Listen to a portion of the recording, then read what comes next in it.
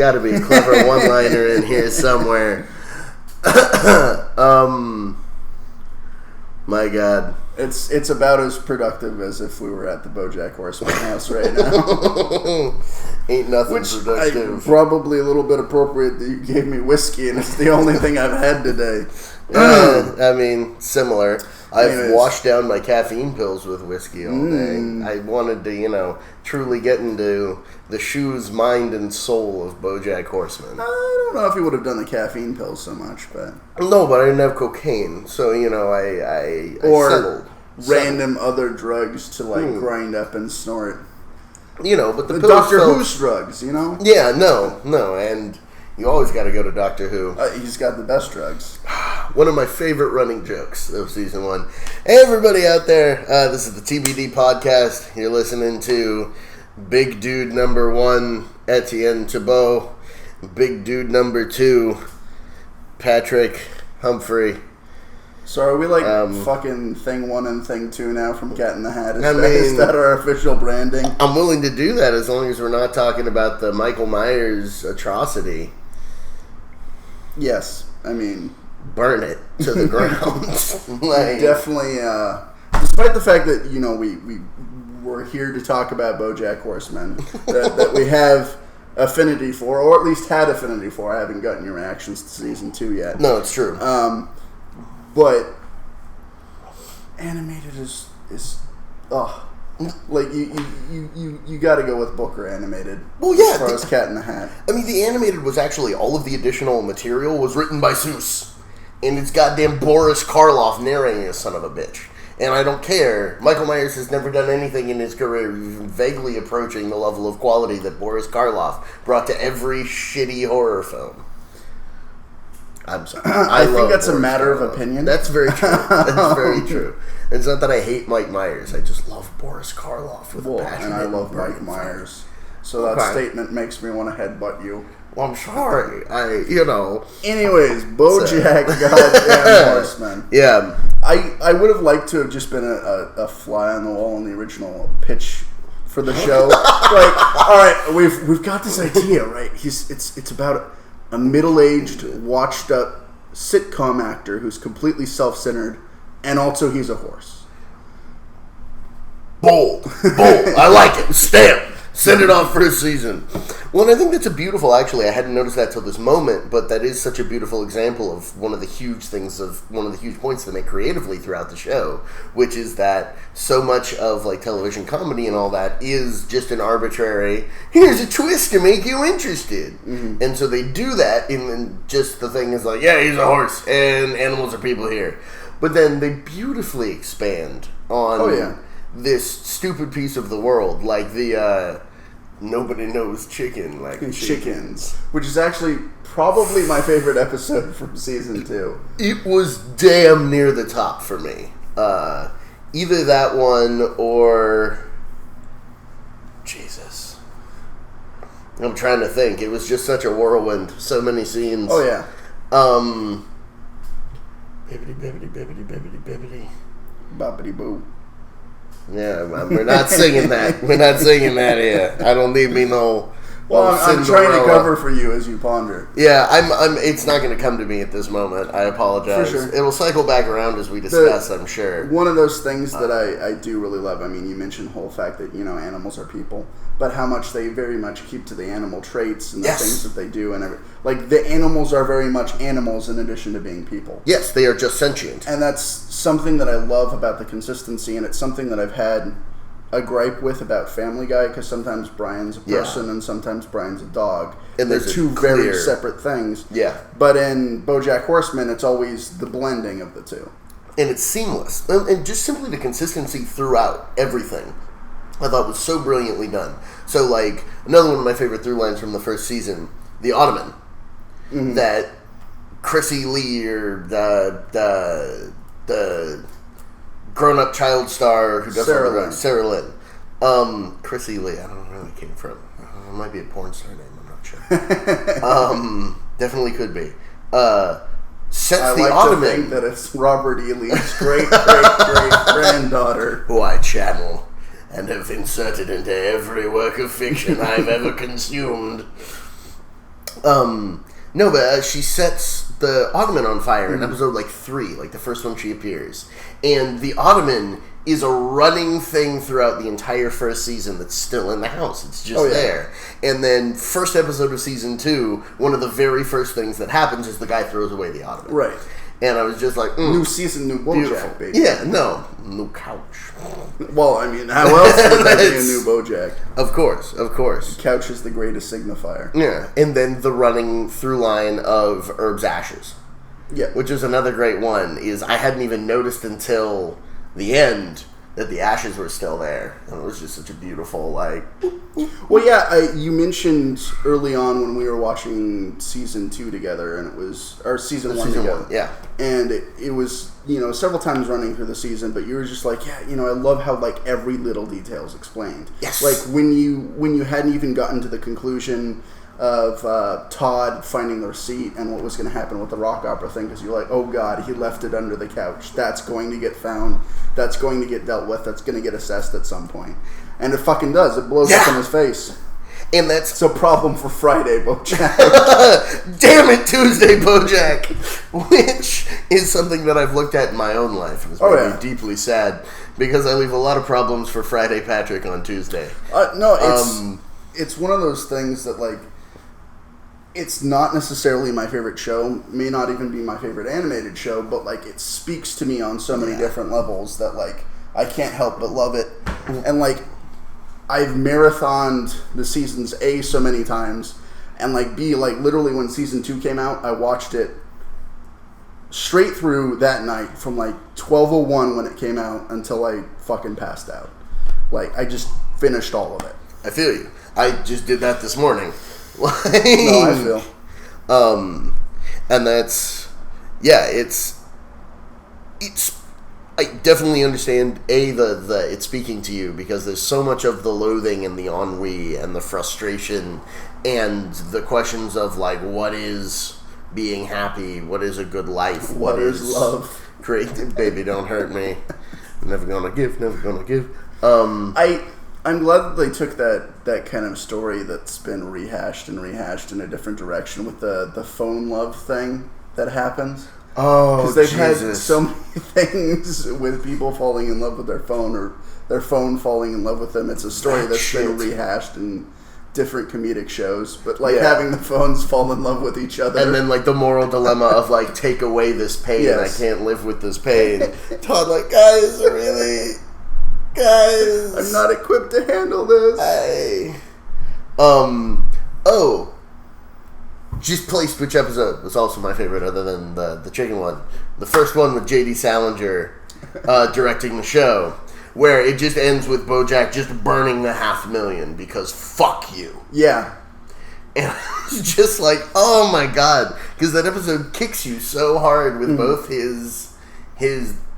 the good parts of him and the bad parts of him, and it's just relentless in that. Just oof. Yeah, but fuck. I normally like Daniel Radcliffe, but fuck him. Yeah, in that shit.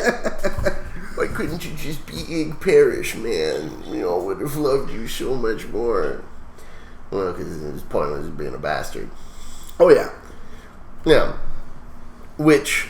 What I also thank you for the random horns reference. it was the last Daniel Radcliffe movie that I watched. We watched it together, and you laughed. I mean, I loved it. I really, especially in looking back on it, I really enjoyed it. And truly creative, weird filmmaking. Ending issues aside, but again, I think that's for another day. We both had ending issues with that film. Yeah. I'm pretty sure everybody that I know that has seen the film has issues with that ending. Well, yeah. And it's not that it's a bad ending, it's just weird choices in it, and some of the themes that were handled in it were handled poorly. Yeah, and it just went in the opposite direction of the direction that they had set up in so many ways. And then also it was just a bunch of random hey, here's a whole bunch of rules for how this works that you're not really understanding, that we need plot devices for this guy to be able to magically charge the cop who's holding a shotgun and win. against the cop who's holding a shotgun, even though he's just Jack-Off Magoo who works at, like, the Burger Barn. Like, I don't remember where that character was. I think it was probably the Burger Barn. But it's definitely not like he works as, you know, a Krav Maga instructor. He's not a goddamn construction worker. You can tell from his fucking build. Sorry, that struck me as dishonest. But the other thing, too, is, like, especially with the Daniel Radcliffe thing, it's amazing how many people they've gotten to come out of the woodworks, especially so early on with the show. Did he do himself? He did himself. Oh, Not everybody that's fucking sweet. does themselves in it. J.D. Salinger is an obvious example of one who obviously did play himself. Yes. Of course he's not dead. I thought you were going to lie to me for a second, but like that, J.D. Salinger played by somebody else. Because you goddamn know that, you know, their portrayal of him is completely... It's like a fucking documentary. That's what happened to J.D. Salinger. It is. It's a documentary whose events took place in real time. And, you know, that's all I'm saying. J.D. Salinger did fake his death. He came out of retirement for BoJack Horseman. Who am I to judge, you know? And he is secretly a Highlander. I mean, that is the other thing, too. I mean, I always pegged him as more of a Kurgan. But the Immortals, you know, any of them, any species, an Egyptian named Ramirez with a katana. I'm betting that's a reference to something? I'm not. Highlander. Okay. It's Sean Connery's character. Sean Connery playing an Egyptian named Ramirez with a katana. It's like my favorite what the fuck anyone has ever done. It's been a while since I've seen Highlander. My bad on that, I guess. But that's all good. Highlander is a movie that I watched probably 50 or 60 times in my youth. I'm sorry. So don't be. I loved it. I knew exactly how bad it was. Sorry. You're sorry for my eternal immortal soul. Yes. It's all right. It's all right. You won't be there at the gathering when we all come together in New York and get quickenings and come really hard. Yeah, it's all about that quickening of the orgasm. Again, not related to BoJack Horseman at all. But did you see the China, Illinois, where Frank gets a quickening and gets addicted to quickening, so he keeps repeating the same? Yes, I did see that one. I only saw like half a season of China, Illinois, which is too bad. I think it was a drunken day at your house because you had like access to a huge chunk of it. Yeah. And I was just like, oh, you haven't seen this? I know you don't like it. Blah, blah, blah, blah. I mean, I do love me my Brad Neely, and it's nice that you actually know Brad Neely, because I've had way too many things recently where I'm like, because you know Brad Neely, and people are like, what? And I'm like, God damn it. Have you not heard the word of our Lord Quiblo and his holy son baby cakes? He's not exactly a household name. That's the only thing I'm going to say. I mean, probably. Anyways, I loved him. So I sat through the last few episodes of season 2 with you. Again, and I'm sorry, dog. I know you already marathon. I'm sorry if you haven't seen season 2. If you need to stop listening to this and finish season 2, that's fine. But there's some shit that I need to talk about, and I want to get your first gut reaction to season 2 as a whole. Okay.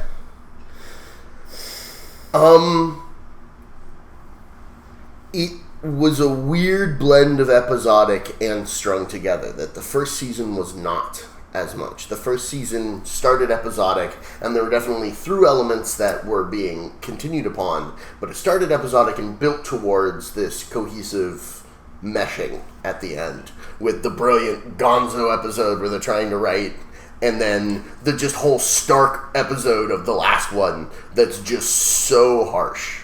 Like, that last 2 episode, like, 1-2 key out, powerful. And so probably still my favorite single scene when he goes in and... at the awards. No, not the awards. When he's talking to the panel of ghostwriters. And he's like, I need you to tell me that things are going to be okay. I need you to tell me that I'm a good person. I'm sorry, I switched that. Yeah, it's the panel of ghostwriters, not the awards. Yeah. And she can't answer. And there's just the, like, 30 seconds of silence. Yeah. And then the episode ends. That was like the full-on, like, oh! To quote the Venture Brothers, feels like someone kicked me in the no-nos and never took their foot away. Like, someone kicked me in the rocks. They say no-nos at a different point in that episode. Sorry. Digression. Going into season 2, I wasn't really sure what to expect. They had built on this whole thing where he'd gotten the secretariat role. Right. He was like moving towards actually being more together as a human horse, as a horse sentient man. Creature. Let's just leave it at that. As a sentient. It's the most broadly applicable term. And I know the whole point of the first episode was kind of like, hey, we're regressing him thing. Which I thought was kind of awkward, because I get what they were trying to do with it, is that he is trying to be positive with George Takei, telling him that everything in the universe is a metaphor, which I thought was genius. That felt a little bit weird to me. It's just basically an episode that ends with, oh yeah, I'm still bitter, and then his behavior goes exactly back to like kind of what it was the first season. Other than his relationship with Wanda, which I really enjoyed as an interesting counterpoint to all of the other relationships and characters that have been on the show, but struck me as being my main issue with that was that she just kind of disappeared from the last third of the season. After their relationship dissolves, she disappears. And this is a character who is like intimately tied into a bunch of the things going on. And before she disappears, there's like a couple of episodes where she's really just kind of a foil for other things going on to like pop it in, make it an occasional joke. And it was like part of the whole point of you introducing this character was to show BoJack in a relationship where he is trying to grow, which he hasn't had yet in the show. And instead of that, it turned into this weird kind of one-note thing. Mm-hmm. So that kind of irked me. But I also really, really liked elements of it in that it was forcing... The beginning of it in particular forced BoJack to move forward. Though there were entirely also elements of it where it was her holding him back. Like the fact that she literally designed the entire episode of that game show. She knew going in that the whole point was completely shitting all over his self-worth. Like, that was known. She's like, you need to lose. She knows that the last question is about Secretariat. Which is also going to fuck up everything he's doing for the movie. They've already talked about that. I don't know if she's that together with things. I mean, she shredded the whole, like, show thing instead of sending it to him, A. And B, she's completely obsessed with the iPad at that point and not really paying attention to what's going on. No. She says that several times. She does, and that she isn't aware of what's going on stage. But everything that was going to happen in the show was carefully diagrammed out in advance to make that point. Because she's like, did you read the packet I mailed you? And Radcliffe knows enough that 3/4 of the way through the thing, he's like, you read the script, right? I'm supposed to win. It's all for charity. Like, this is the way it's supposed to play out. Why aren't you playing it out that way? Which means she saw that in the original release and still was like, hey, BoJack, will you be the foil to be shit on national television? Which was an interesting thing about that relationship, is that it was kind of equally exploitative in both directions. You make valid points, but I don't think she's that there as a person. That's possible. To fully understand what's going on. I mean, she woke up from a fucking 30-year coma. She's still fucking adjusting. She doesn't know what's going on with, pop culture, technology, ways of life. There's the whole jokes about, who's dead and who's alive. Yeah. So I don't know if I necessarily agree with that. Okay. I do really love the start of the relationship because it is such personal growth for BoJack. And I certainly get what you mean with you've established this character that's been kind of a long-running character and a very integral part of what the season has been, and she disappears. But I think part of it is at least somewhat just... I mean, there's the whole fucking time that he spends in Santa Fe. Or just outside of Santa Fe. Yeah. And, it's very much his story. Yes, there's bits from other big players, but they've been established players through seasons 1 and 2. Well, one of the particular stylistic things about season 2 that I actually fucking loved was there was like 2 different episodes where they had a moment where there was a big explosive moment, and then they followed each set of characters coming out of it. Right. And that was part of why I thought that one of the things I loved the best about this season was that it was all interconnected growth of all the characters. It wasn't just following BoJack. And outside of specific exceptions where I felt that certain people fell through the cracks, like Wanda did, there's issues. There's elements of what happened with Diane that didn't make sense to me. It does not sit well to me. It sits a little bit better because coming away from season 2 the first time, I felt that like basically they just shit on Diane and made her a completely worthless character the whole episode, the whole season. Yeah. And I don't think that's true with a second sitting of it. But the amount of time where she's just completely fucking worthless and wallowing in her own misery is fucking ridiculous. Yeah. I understand that it's kind of making the point of like, hey, this can happen to anybody.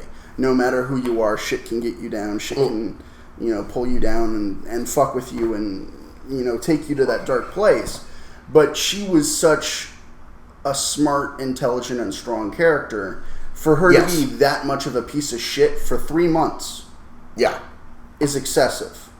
And I could definitely see her running away from it. But I feel like there was way too much of what they were trying to do with that was to be like, see, the roles are reversed. Now she's like BoJack, and BoJack's like her at the end of the season. And I was like, that's cheap, because they aren't the same. Right. And that's the point that you made all the way through the first season, is these people aren't the same. And that's a good point about, like anyone can get there. And I did think that it was realistic that she had the trauma reaction to being over there, and then came back and was like, I can't deal with my life. Right. I can't go back to my boyfriend or my husband and say all of this stuff. Like, because Mr. Peanut Butter is a truly good person, but he's also an idiot. Yes. Like, and that, all of the exploration of Mr. Peanut Butter and, like, how truly, like, he is, like, a good, loving yellow Labrador. That's like, I will do everything I can to make you happy. I just don't get it. And I'm super excited and I'm trying. I'm really trying. It's the thought that counts, right?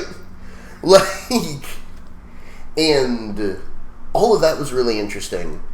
But I totally agree that, like, a lot of the season was like, okay, so the obvious thing here, they're obviously, like, breaking down Diane. Mm-hmm. And that was the whole point, was to push her to the point of, like, being in despair, just like BoJack, and then at the end she, like, turns it around. But it took BoJack decades to get there. Mm-hmm. And it took Diane 6 months. Right. And the other thing, too, is, like, I don't even feel like she turned it around at the end.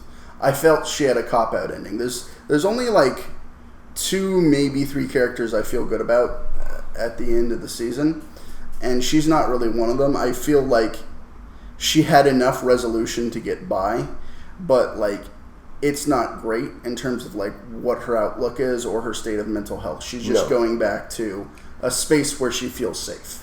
Well, and there is that whole final thing of, does Mr. Peanut Butter know? And he's just giving her an out? Right, or is he really that stupid? And I think it's probably the former.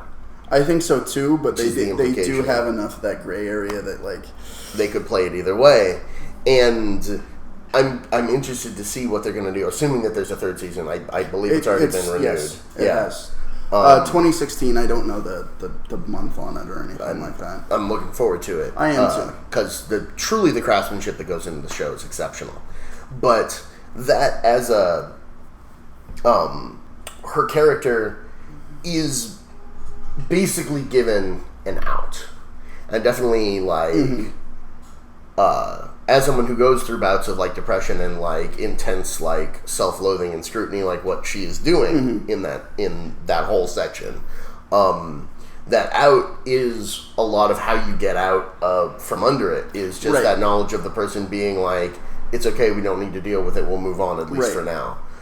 But if they do it that way, then there has to be a lot of actual work with that in the next season, and her climbing out of it. Because, because if she's fallen that far that fast, it's absurd. Yeah, and my point is, like, she didn't really have any of the climbing out of it. It was just that out. That's true. It was just that at the very end. Like, again, like, one of my favorite characters. Like, even Todd breaking down, like, no, you are one of the most intelligent and, like, most together adults that I know. Yeah. Like, when the chicken... The fucking chicken episode. I loved the chicken episode, which is one of the only ones. It's funny, because you were saying that, like, part of what pissed you off about the season was Diane being essentially useless. Mm-hmm. And that's at least an episode where Diane is doing it. Even at the end, the whole system is fucked. Yeah. And there's no victory. So the thing that saved the day is that BoJack knew Drew Barrymore. Yep. Yeah. But none of those things would have actually happened. BoJack would never have called in a favor. The company wouldn't have been in a position where they'd be forced to actually deal with it. Yeah. If they hadn't done everything that they did. Right. No. And it's the point that's made, like, do you think anything that we did actually matter? And she's like, yes, if only a little bit. But it still mattered. And, of course, because the show is so bleak, it then is like, yeah, it mattered, but it's tiny. 6 billion. Oh, yeah. Oh, dude. Fucking giraffes. Fucking giraffes. Oh, man. So many little beautiful details throughout the show. The fucking running marsupial guy. Is he a baboon? I don't know what species he is. I'm pretty sure he was running all the way through season 1, he was. too. Like... I'm not sure about that, but there's been a recurring jogger theme. Yeah. Like, definitely all the way through that one from the very first episode where he's like, listen, you did George Takei, and the monkey just, like, straight runs past him up the hill, which has happened to me, and my God, is that embarrassing, where you're, like, out and you're like, oh, yeah, I'm busting ass, and there's, like, the 90-year-old dude doing twice your speed up the mega steep grade, and before you reach the top, he's past you and is going back down, and you're like, Yeah, Not directly related to that, but when I saw Iron Maiden, Bruce Dickinson just like busting around on stage, and I was like, God, he's like 64. I'm not in that shape, and I'm in my fucking 20s. Yeah, that shit was terrifying. Seeing them, and his ability to sing through the crazy-ass physical positions he's in. Like, I remember particularly this one where he was, like, throwing his whole body back and, like, bellowing with his throat thrown back. And, like, any singer will tell you that is, like, an incredibly difficult position to get, like, a thick, full tone through. There was no wavering. It didn't change from staring directly at the audience to, like, flailing backwards and glorying at the sky. And I was just like, it's absurd. He may be a bit of a bastard, but at least he's a glorious bastard. Yes. Well, I mean, there's that wonderful line Diane has in the season where she's like, yep, everything's terrible, everybody sucks as a human being, and all your favorite musicians beat their wives. Allegedly. And then just walks outside angrily to the long silence. And that, oh God, that whole thing. Hippopopolis? Yeah, Uncle Hanky! Yeah.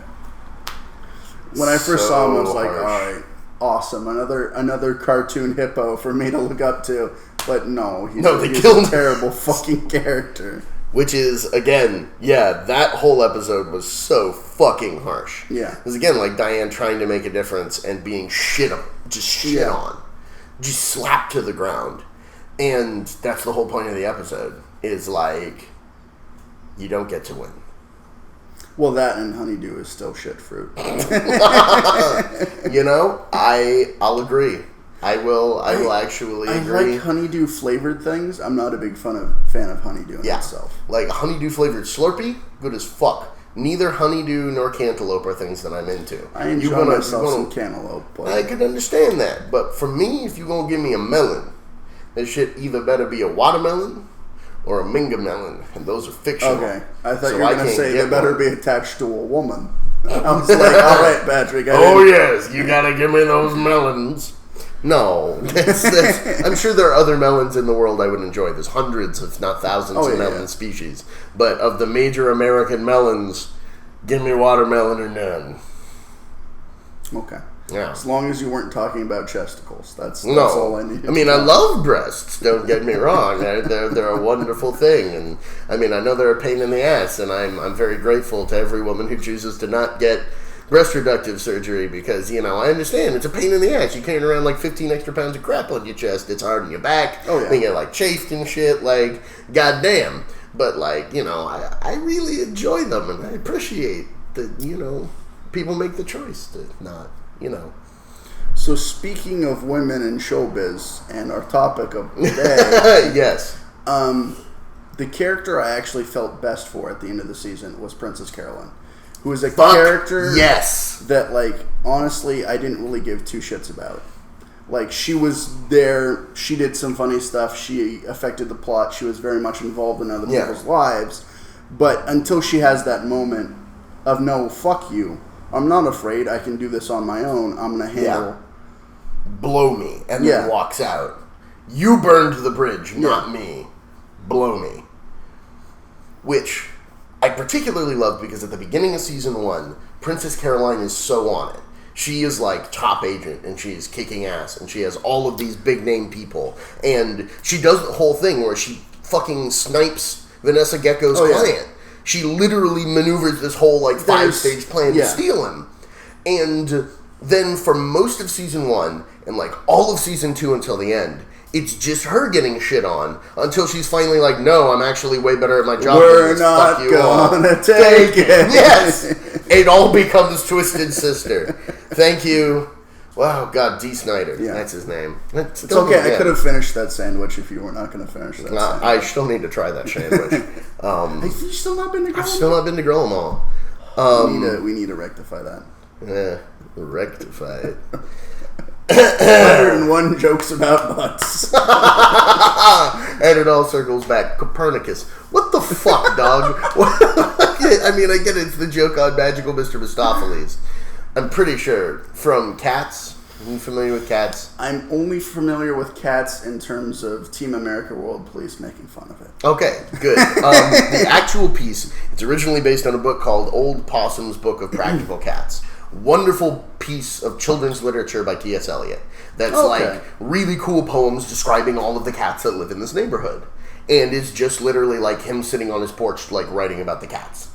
I thought that was mega cool. Cats the musical is 3 hours plus that you'll never get back of like prancing ponce-ish fuck-ups in cat suits with no plot ruining T.S. Eliot's poetry. That's every delightful. performance I've ever seen of Rum Tum Tugger has made me so deeply angry because it's this like, yeah, my dick, ooh, like all over the stage. Whereas Rum Tum Tugger is like the cat that's like taking itself super seriously on the hunt and like, yeah. But the song is this like big, gregarious, stupid, like, ba-na-na-na-na-na-na-na, like showpiece. Sorry. I feel really strongly about Cats. I watched the Broadway production once on tape because at my grade school they were considering putting it on, and my mom was the fucking music director of the fucking musical program, and I watched goddamn Cats with her, and I got to the end, and I was like, what the fuck was that? I did say what the fuck to my mother. Another joyous film watching experience at the Humphrey household. Shit, this always comes back to that, which is really, again, like we had so many good film watching experiences. You talked about this last time. It's just the bad ones are the ones we always end up talking about. Fuck Cats!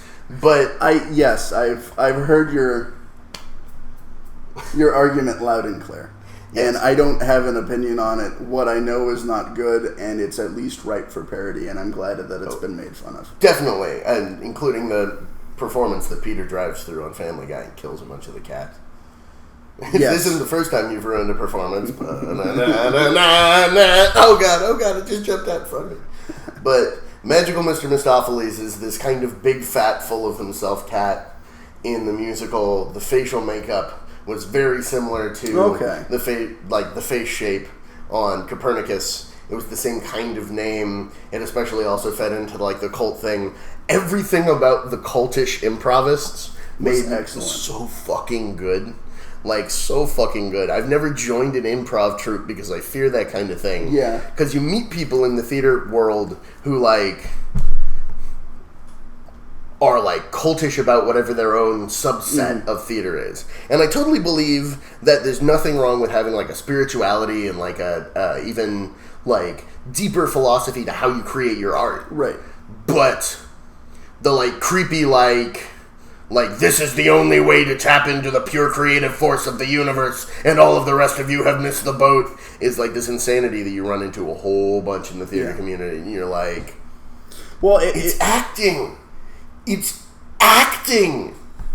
You're pretending to do a thing on a stage while people watch you. It's not... Sorry. It's fine. The really funny thing, too, is, like, I would never consider being part of an improv troupe, ever. But it's one of those things that, like, I'd talked with some friends about possibly taking, like, improv classes and, like, getting more into it as a practical skill. Like, before Season 2 came out. And then I had Season 2 and going, oh, God, it's an awful cult. Oh, God, Sea Org. Oh, God, this is not Scientology. Oh, God. That was funny as hell. I enjoyed that little nod. I do have to say, like, I mean, it's not to say that improv isn't fun. It isn't a really useful skill, and that there aren't, like, tons of great places to actually learn improv. But, like, a lot of them, it is totally that, like, you're just bringing negativity into the space. And I'm like, yeah, or that was dumb, and we should modify our technique because that's how you make things better. So, let's modify technique. Like, I did motherfucking long-form improv in high school. Shit. Sorry. But, again, going off of that, too, the other character that I felt best for was Todd at the end of it. Because he'd come around, he'd been through some shit, he'd done some exploration and growth throughout. He had the whole improv thing. And I'm not saying that, like... You know, it's good to join a cult, kids. Go out and join a cult. You'll learn about yourself. But, like, I certainly feel like he did, and there was some growth from it in terms of who he is and everything. And having the whole thing with BoJack coming and getting him and, like, the, you know, repairing the break in their friendship. And, like, even being on, like, a higher, more common, equal ground because stuff's out in the air. I did like that, though... I did still have the basic problem of, like, okay, I get you. Like, I get that this is the moment of them, like, coming to each other and being like, no, you actually are, like, BoJack admitting you are important to me. Like, this is something that is necessary. But still totally not dealing with the fact that this is exactly what he did the last time Todd left. Just less manipulative. He did the same fucking thing. He chased him down... and was like, no, Todd, come back to me because I need you. Fuck what you need and the fun you're having. I need you. And yes, it also happened to be better for Todd in that particular circumstance because it was the creepy improv cult. But that just happened to coincide. And BoJack would never have opened up like that if he wasn't pushed in that final moment. And, like, while I did like that finally was aired, that was actually something that bothered me about the ending for Todd, was specifically the fact that it was like, and he's gone right back to where he was. And it's not that I won't enjoy him sitting on BoJack's couch being Todd, but... I disagree. I think it's more, he started out, you know...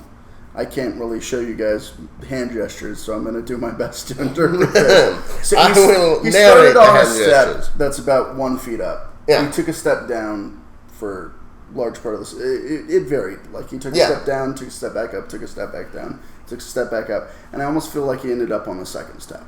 I feel like there is at least something to build off of for Season 3 that will be positive. I agree. He has not stepped back this season. Right. And even if it's slight, even if it's just going up a step ultimately, I think Todd from A to B definitely went up a little bit. Todd grew. Yes. Even if at the end of the season he's essentially back where he was. Right. BoJack's couch as a crutch. And again, like...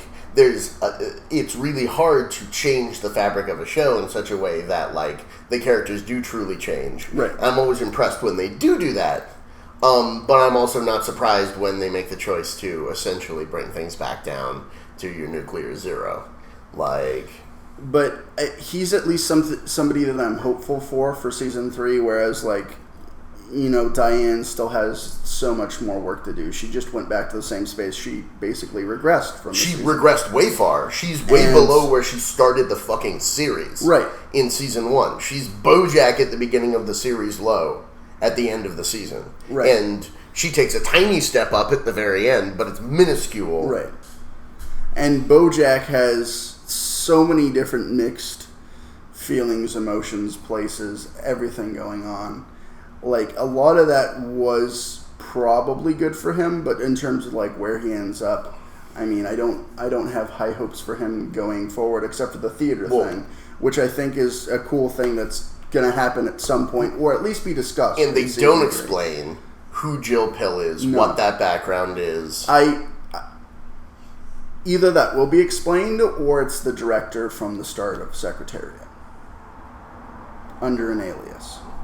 Which is possible, but that'd be mega weird. That would be super cool. I'm really interested to see where they go with that. I would actually like that way better than what they're probably going to do, which is introducing another possibly semi-romantic background person from BoJack's past to have a thing in the future. I don't think they'll do that, but I mean, I guess this is all just purely speculation at this point. But no, you're absolutely right. I do think, though, that most of the characters, part of why it hurt so much about Diane was that she ended lower than she started.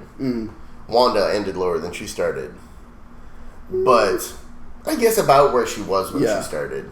BoJack is another one of the ones that got that little tiny step up. Because, I mean, perfect analogy. First episode, he doesn't get up the hill. Last episode, he gets up the hill. And the whole speech, it's like it gets a little easier. It gets easier. You got to do it every day, but it gets easier. And that was for me, like, obviously something that they had planned in the way that the shots worked, in the way that the whole season was designed, was that mirroring. Which again, oh my god, the craftsmanship! People really putting the work into that and into the tiny details throughout. Absolutely fantastic. But yeah, he ends a step up, just as this season. He started to step up from where he'd been. And I don't know that during this season he ever took a step down. Which was actually, the shit in Santa Fe, like, it needed to happen, but I don't know that it needed to happen that way. Like, that was seriously bad. Yes, it was. But if that was going to happen in that situation, like, if he was going to go into that situation, that was an avenue that he needed to have exhausted for him to actually grow in any way in his life in Los Angeles. No, he needed to stop having that dream of her as like the ultimate escape. That was the whole thing, the escape from LA. That's all that was. I do love the shot when he's coming back on the truck and he's just on top of the boat, glorious, in the beach chair, sipping a beer and smoking a stogie. It's just like, yes, that shit. Yes, like you're a fictional character in an animated show, but right now I envy you in that scenario. I would love to be like in that scenario at some point in my life. Yes, it would be drastically impractical and horribly illegal, but it'd be fun and fucking hilarious. Oh yeah. What if you could get a permit for it? Like spend like $200 extra because you're like, no, I want to ride on the deck of my boat, cross several state lines on the back of this 18-wheeler. Came to a landlocked New Mexico to buy a boat. Hey man, Santa Fe Boat Show. It's underground. It's for celebrities. It's foreign dignitaries. Invitation only. And kings. Those things. Well, and I was hoping that BoJack would have the adult responsibility to step away from that. And he did not. Yep. And he tried and he tried and he tried, and at the end he gave in. And that was frustrating for me to watch, but is realistic character-wise. Yeah. And frankly, the fact that he fought it as long as he did, if you compare it with the stuff with Sarah Lynn from the first season when he was trying to do that. There's strong evidence to believe that he did, but it's also ambiguous enough that I don't know. He gave in. I mean, it's literally, it's the moment where he's like, you need to go to bed. And walks in. And he leaves the door open. And you see her go, look at the house. Look at the door. No, And then when she comes, the door's closed and they're on the bed. Like, because he was at the very end of his ability to say no. Right. He should have closed the door. Right. And not closing the door was a conscious decision on his part. Like, that whole thing, again, so well done. Oh, yeah. So fucking harsh. Like, it was definitely a story that needed to be explored. Like, he needed to reconnect with Charlotte. There needed to be something with Herb in this, which there was. There needed to be something with Charlotte. Though I had issues with the Herb thing. I just have issues with Ricky Gervais, but with who? Ricky Gervais, however the fuck you want to pronounce it. Did he play? He played the fucking porcupine. He was the fucking head of the. Oh wow. Okay. No, I was just talking about at the beginning the Herb's funeral episode. I had issues with. For sure. Yeah, we needed to have the whole thing with Charlotte. The one other thing about that episode, though, that I didn't 100% buy was the build to the daughter being into BoJack. Was like, it wasn't like glaringly out of character, but I definitely feel like it was there could have been more. It was a real quick transition. Yeah. And it's not that doesn't happen sometimes, and especially looking at the craftsmanship that goes into the rest of the show, you can assume that, but it's also one of those things where I'm like, that was real quick. There was also that 2-month skip that we don't know exactly what happened in between. True, but even from like the opening prom thing. Yeah, no, I know. Of there being the weirdness about it. Also, whatever the deal is with the fact that I very much feel like there's some kind of hinky going on with the dad. There's multiple weird things going on with that, and while it's not impossible that Charlotte's daughter would be reacting in that way to an older, flawed, like, male authority figure, especially with the weird shit with the boat, where it's like, oh, you've been a bad girl, and then the like, yeah, Dad, don't be gross, and yeah, that followed by the, oh, that's a better idea, I'm not going to take her to prom thing. Which, again, could totally be innocent, but knowing BoJack, the show, and the way that it looks at human character and the way that people do stuff, I don't feel like that's particularly likely. I just presumed that he sucked. And that was the overarching thing, is that he tried to be decent, but he just felt kind of shitty. Yeah. And that was, again, also why Charlotte was in the position where I'm comfortable here, right? Things work here, I love my kids, but it's not the same. There isn't a passion to this. Right. There is a chemistry between her. Right. There's even the consideration of like, oh, hey, I'm going to go through with everything that's going on, and like, even, we're going to have this touching moment while my husband's asleep. We're going to get close enough so that something can happen that shouldn't, and I realize that it shouldn't, but it's still allowed to be a possibility. And it's one of those things where,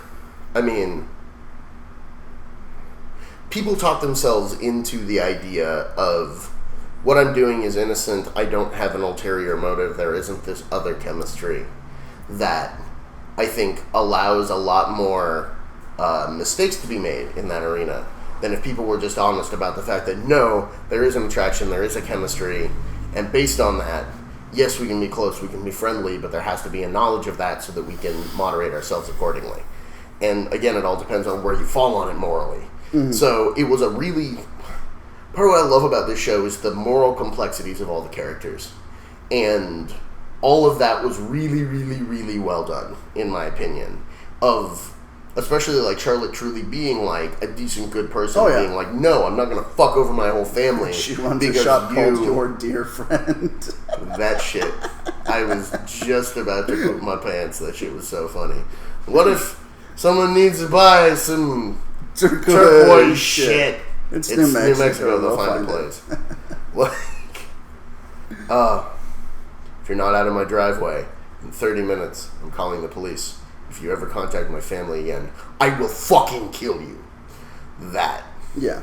Also, like 99.99% sure that 17 is not the age of consent in New Mexico. I'm pretty sure it's 18, just like everywhere else in the United States. I hope that they did their fact checking, because that would be something easy to just Google, you know? Well, but it also could have been a deception. Where she was just fucking with him to try and get... Well, to get the response. Yeah. Again, having been that age, I know that there were definitely times where I bent the truth along those lines. I had a buddy with older men. No, but I had a buddy who lied about that kind of shit to sleep with older women. And there was actually a horrible period of time where he was lying to this like 26-year-old model and telling her that he was 19. And, like, had this whole big like fake life built up so that he could keep dating her and banging her when he was 15. And it was like, that's seriously not fucking okay. And, like, you look back on that and you're like, oh, wow, that's shit. That's really, really, really shit. But at the time, it's a means to an end, and you're not 100% on your shit or moral yet. Like, yeah, the whole point is, like, you're a kid. I mean, it's one of those things, like, when she's like, I want this, and BoJack's like, no, you don't know what you want. Yeah. Oh, no, it's a no, you don't know what you want. And I don't know if that's entirely true. Teenagers want lots of things. That doesn't necessarily mean that it's a thing that's going to be good for them. Just as people want lots of things. It's just teenagers have had fewer mistakes of what they want. Right. And are like, I want that thing! And haven't had a fuck up before with that kind of thing, and don't go into it going, oh, well, the last time I did this, you know, it's just one of those things, and it was just really realistically done of all the characters. And, you know, I do agree that teenagers should be given way more ability to decide matters in their own lives. But I also think that teenagers should be aware of the fact that there are going to be moments where they're going to have the urge to do something dumb, and they're going to be like, yeah, fuck it. But no, you should think about the fact that that might not be a good plan. You don't have the life experience to be making this choice right now. Yeah. There's a reason that I wrote poor plans on my left hand for a long, long period of time when I was a teenager, because I would come up with ideas and be like, yeah, it's the best plan, and then I'd look down at my hand and I'd go, that's a really poor plan. And I wouldn't do it because it's foolish. So you were the prequel to that movie Memento or whatever it was. Memento? Yeah, momentous. I liked Memento. I've only seen it, I think, once. I've never seen it. I've only seen it parodied. Just like 90% of movies out there. Yeah. I showed Tatum. God, what was it? I think it was Perfume? I love Perfume. I adore Perfume. It's one of my favorite movies. I think it's perfect.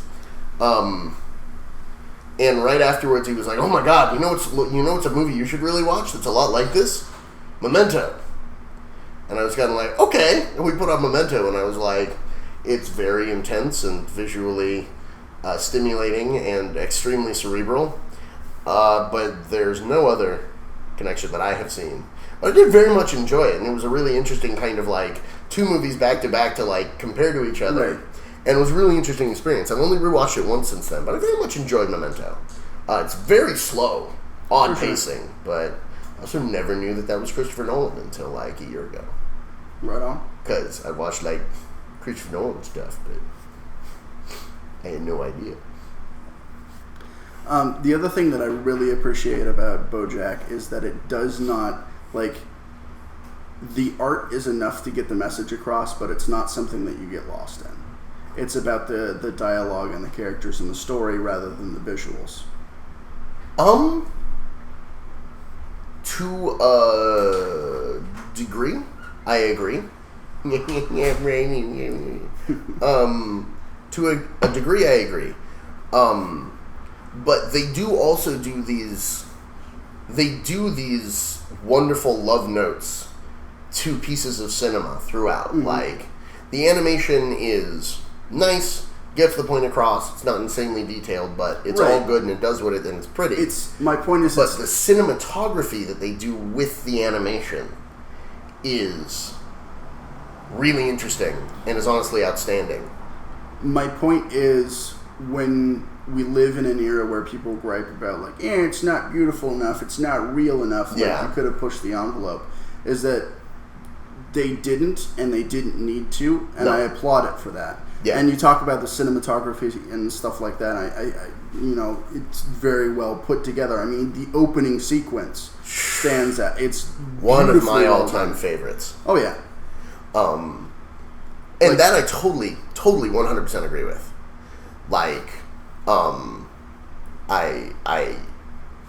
feel like something that I really also like about BoJack is that nothing is superfluous. They don't put a ton of shit into anything that doesn't build towards the core of the show. And I think that would have been true if they spent a huge amount of time doing crazy visual stuff. Right. Outside of the two intense visual... There's one intense visual sequence in each season. And there's the drug trip, which is much longer in season 1. And then there's the boat trip back to LA in season 2. Which was, both of in and those of are itself, fantastically done. I mean, we've already talked about the boat trip and the drug trip. Well done. You alluded to it earlier, but it's one of the best parts of the show.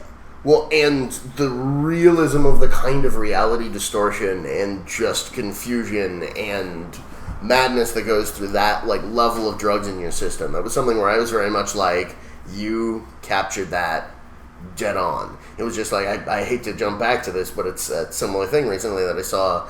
The overdose scene in Horns was so perfectly done for someone doing that many drugs with that mind state and like the being consumed by the surroundings. When I saw it with you, it was a rewatching of it, so I knew everything that was going to happen, and it's really well done, but it's also really horrific in what it is. It is, because that is a horrific experience, and I mean, just that was gorgeous as well. But no, it leaves room open for the dialogue, the character to really be the centerpiece, and the cinematography to be a huge part of the framing. Because again, if you're trying to have these perfectly beautiful images, you can't always do the same kind of like cool shit with the camera work. And again, just really, I mean, it's weird to call it camera work, but the camera work in it, even like the follow shot that follows Wanda like through the station at the beginning of the game show episode, which I loved. Totally got off on that. That's like film guy. I do have to say the Herb Kazaz episode irked me. The one with his death and funeral. The one with his death and funeral. Because it started the whole possible murder through line that if they don't fucking finish it in season 3, I'm going to be really bothered. They might not touch that. They might not. But sorry, that's like a major thing. I know. And the fact that at the end of the day, Herb Kazaz, who was, like, he's always been presented as being this incredibly actually proficient guy. He's good at what he's a good writer. He's a good comedian. He's someone who everybody looked up to and who did really good work. His book is, like, unreadable crap. And that doesn't hold to me. Like, I could definitely see the book not being good and being kind of, like, weird and stilted, but the, like, full-on, like, none of the metaphors make sense. Hey, he actually wrote out ... I was like, this... The character is presented. Right. No, I understand that. You know? And again, it's one of those things that, like, I can at least passively justify with, like, he had cancer. He was definitively a different person. He was writing this on probably a whole bunch of different drugs and shit. But to be to that level, I understand what you're saying. I'm definitely in a middle ground with it.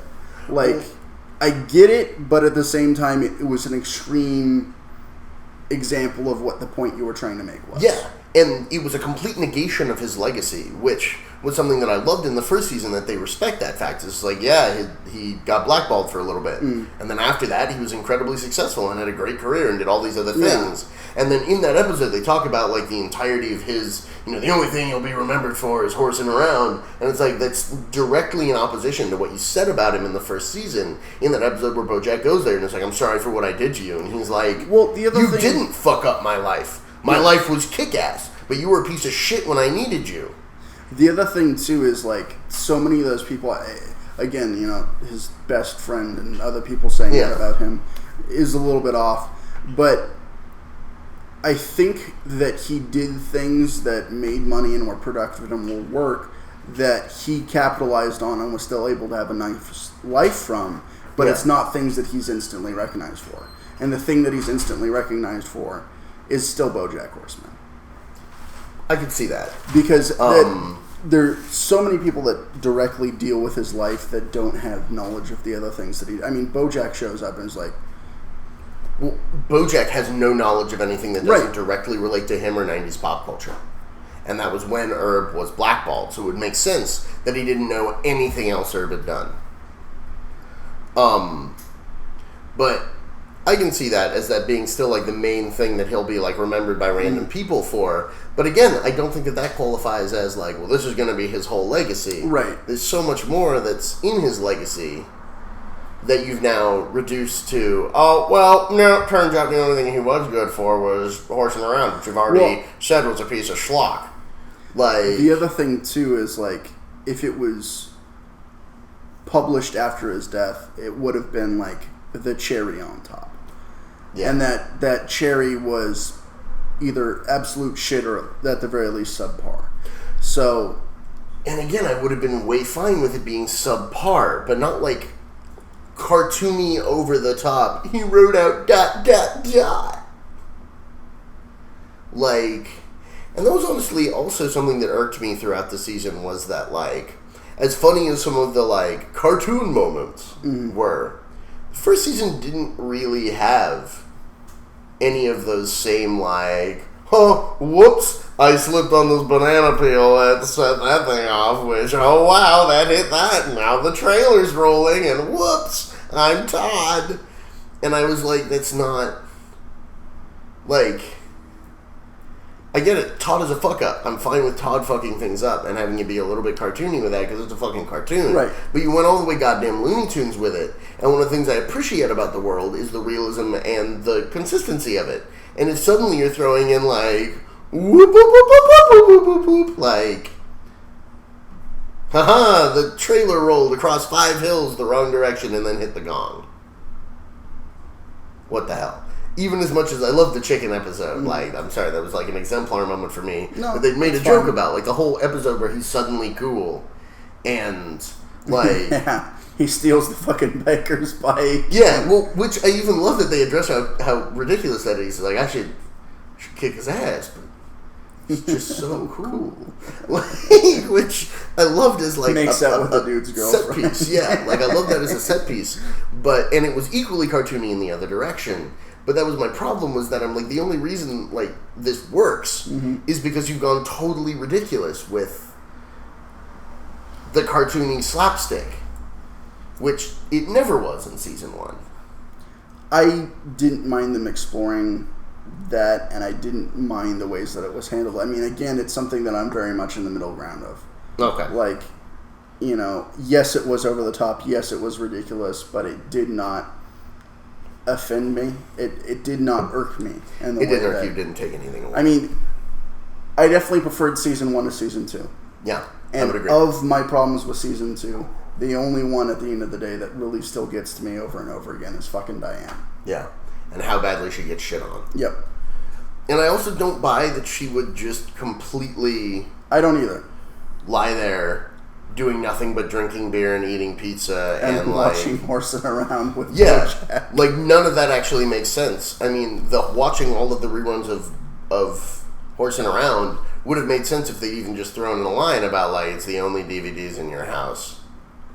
Otherwise, I'd be watching something else. But they don't say that. And as much as BoJack is obsessed with himself, I doubt that he has no other DVDs in his house. Well, he'd at least have some, like, Secretariat. Something, rather. Yeah, he'd have, like, a few documentaries, footage of his races. But, yeah, I was not happy with what they did with Diane. Though I kind of get what they were doing, but I still think it was kind of bullshit and cheapened a lot of what the character has done. Oh, yeah. It made her a lot weaker than I think that she needed to be. Mm-hmm. But I get what they were trying to do thematically. Well, yeah, we've talked about that, and as unfortunate as it is, I can at least see why they did it. Yeah, and it's something too that like I really like the show's ability to make characters, regardless of species or sex, relatable. And I think that's something that gets lost a lot today. Of like, oh, I don't have like this black woman, and I'm a black woman, so I can't relate to this. But I'm glad that this show has been something that's consistently been outside of the bounds, in part because of the medium that's in. But like, I relate a fuck of a lot to Diane. I relate a fuck of a lot to BoJack. I relate a fuck of a lot to Todd. Yeah, every I'm person not, in it. I'm not a horse. I'm not a Vietnamese woman. I mean, in my dreams, maybe. But hey, in the same way that my ideal existence would be as a big beef cow. Well, my ideal human existence would be being like a big bodacious black woman with a giant purple feather boa singing like blues and R&B under a disco ball. Like that's for me. If I could be that, I'd be that. Like, fuck all the rest of my plans. But that's physically impossible, so I've moved on from the dream. But no, I think that that's very true, and every character in it is so real that there's something to latch onto in them and go, no, I get why you are the way you are, and you relate to them. Every character is real. Every character is a main. Every character is relatable, and unlike some other shows, we were discussing with my roommate yesterday about like Archer and stuff like that, where like you can relate to particular characters in these shows, but a lot of people don't relate to them because there's such assholes, and you're just like, no, fuck you. Pretty much everyone in BoJack is broken to shit. Like all the characters are broken, but I mean that's the point. It's they're a all fucking relatable. comedy. Yeah, and they are all completely relatable. They're all completely believable, and they're all people who you want to win, but who don't win a lot of the time because of their own foibles and flaws, failings, phalanx. You want to stop with alliteration now? Fry cook. Yeah, I'm done. I'm sorry. Hit you in the face with a frying pan. No, please. Bonk. My name is Fern Flintlock, international playboy and race car driver. I'm sorry. I thought your name was Vincent Adult Man. That, I love the way that burned out. I did truly want them to have the denouement of, it being revealed that Vincent was in fact 3 children. But they didn't get there, so I'm hoping that comes back around in season 3. I mean, I thought Vincent was a plot line that was going to resurface in season 2, and I'm happy that it did because it's over the top, off the wall, ridiculous. You are dating someone who is clearly 3 children standing on top of each other in a trench coat. They're doing a thing from the Little Rascals. Like, do you? It's like, it's just like my boyfriend. You're gonna pick holes in anybody I date. You get what my problem is with your boyfriend, right? You understand what the thing is that I'm taking exception to.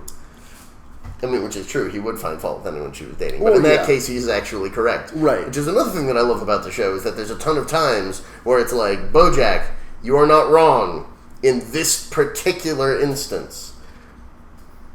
But every other time you say this, you're wrong. Oh, yeah. Well, that's also part of why he stays in his bubble of meh. Just why come out when you don't have to? Yeah. When you can sit in your yacht, it's completely filling your swimming pool across from the Hollywood sign. They can take my house. I belong to the sea now. I belong to the sea now. Are you drunk? On adventure and gin. And vodka. And gin. Oh my God, where is the gin? I need alcohol in my mouth! His mom was fucking terrible. Oh my God. I'm glad that they got to that, because they had a little bit of that teased in season 1 when Diane was asking him about his relationship with his folks. But like, she's she is truly an awful person, awful character, and like, you know, I occasionally have problems with my mom, but at least, you know, after watching that, I can be thankful that she's just like, my God, miles ahead. I love that there was the more focus on the dad in season 1 and what his dad had done, and a little bit of the mom, like of her just being like, "You're worthless," and then cutting. Get out there and do the only thing that you were ever any good at. Yeah, and then season 2 focused so much on the mom and that relationship, and that was just fucked, but it was so good. And that horrible, beautiful sequence of just the like, yeah, you know, that was your birthright. Yep. You're broken. Yep. And you will never be fixed. And by the way, what's number 8 up? Yes, the guy who directed Philadelphia Story. 5 letters. Second letter's a U. Goodbye, BoJack. God, that hurt. God, that hurt. It's beautiful when a show can both like really kick you right in the taint and like buy you sushi. And I think this does a wonderful job of that. And I'm excited for season 3 whenever it happens, and I hope you are, and I hope everybody else listening is as well. I definitely am. But unfortunately, this train cannot keep a rolling all night long. Is it time for us to go? It's about that time. Well, to all you beautiful people out there in the area surrounding Tasuka, close enough. Tasuka, New Mexico. Just know that we're watching you, and we believe. Good night from the TBD podcast. Back in the 90s, I was in a very famous TV show. Oh, hell no! I ain't getting out of bed today. No way. Can't make me. No way. I'll just burrow deeper.